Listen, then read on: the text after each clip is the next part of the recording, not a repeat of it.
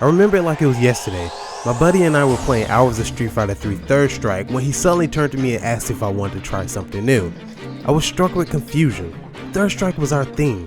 It's what our friendship was built on, and here he was wanting to try something new? Reluctantly I agreed, and then I asked him what it was. He then replied, Melty Blood. I was stunned, but who wouldn't be stunned with a name like that? We spent hours with this newly discovered fighter and branded ourselves rebels because we were playing Japanese exclusive outside of Japan. However, the allure began to fade, my friend lost interest, and my PC at the time couldn't run it. I honestly thought that was the last time that I would ever talk about Melty Blood. That is until now. You probably don't know this, but this game took ages to make it to the States. Melty Blood started its days as an indie fighting game jointly developed by Type Moon and French Bread back in 2002.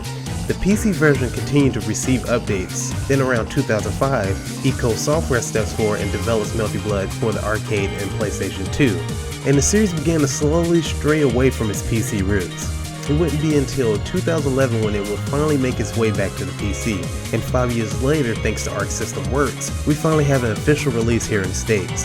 And what do you get when you start this official release?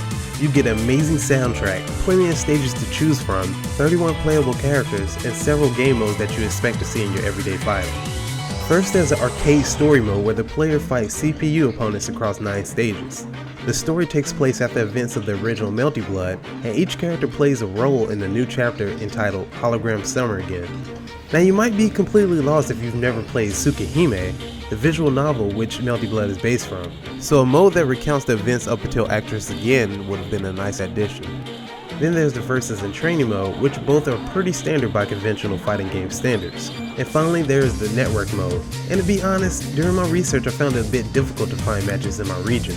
In the end I had to expand my search range, which helped me find matches but increased the latency, which is not good for a fast-paced fighter like Melty Blood. As I just mentioned, this is a fast-paced fighting game that encompasses rapid decisions through a 4-button system.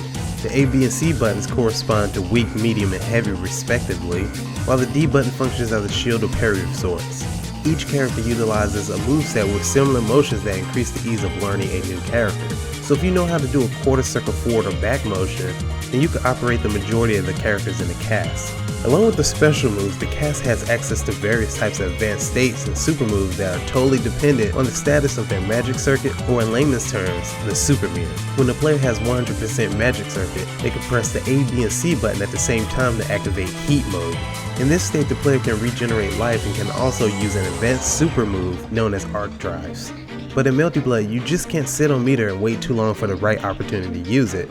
When it comes to meter usage, Melty Blood does something unique that I haven't experienced in other fighters. Once the meter reaches the maximum point, it automatically enters into max mode, and the meter starts depleting rapidly. This forces the player to go on an all-out offensive and utilize the meter that they've built up before it's gone. During max mode, the player can still use arc drives, enter blood heat mode for the flashy last arc countering move, and use the circuit spark mechanic, which is just a type of defensive burst maneuver. But circuit spark can only be used with the crescent and half moon styles. But there are 3 moon styles that were introduced in Actress Again, and in my opinion they add a layer of complexity to the game. If you played Street Fighter Alpha 3 or Capcom vs SNK 2, the moon styles could be best compared to isms or the groove system. Each moon style alters the game's mechanics to better suit the player's style. However, not only do they change the mechanics, they also alter a character's attacks, specials, and at times their movement.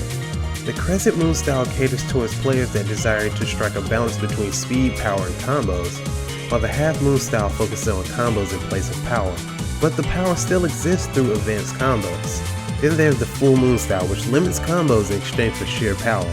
As I mentioned earlier, these styles can alter the mechanics quite a bit. For instance, the Crescent and Half Moon styles have the ability to use reverse beat, a mechanic that allows the player to go back in a string of normal moves, which just means that you can press the weak, medium, and heavy buttons in succession, then revert back to the weak button for added combo possibilities, or return to a normal with fast recovery. While the Full Moon style does not have this mechanic, its playstyle will feel familiar to players accustomed to chaining mechanics of fighters like Skullgirls, Darkstalkers, or Guilty Gear. I like Melty Blood. It really grew on me while I was writing this review, but I'd have to give it a rating of 6.5. It's a good anime fighter that's easy to learn with cool mechanics, but I can't overlook its flaws. The number of modes are lacking, network mode definitely needs work, and at least half of the playable cast are clone or joke characters. This game has a lot of mechanics with different features and details, so I find it sad that they only get 2 sentence descriptions on the character select screen. There are plenty of resources online, but a tutorial mode or at least a digital manual would have been a nice addition to help new players.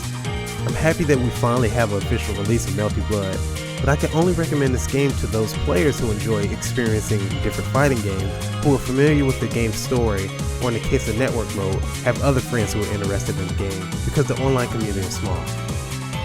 This copy of the game was provided by the publisher for review purposes. And I'm Travis Stywall. If you enjoyed this video, click the like button, and make sure to subscribe for the latest content from Game Podunk. See you next time.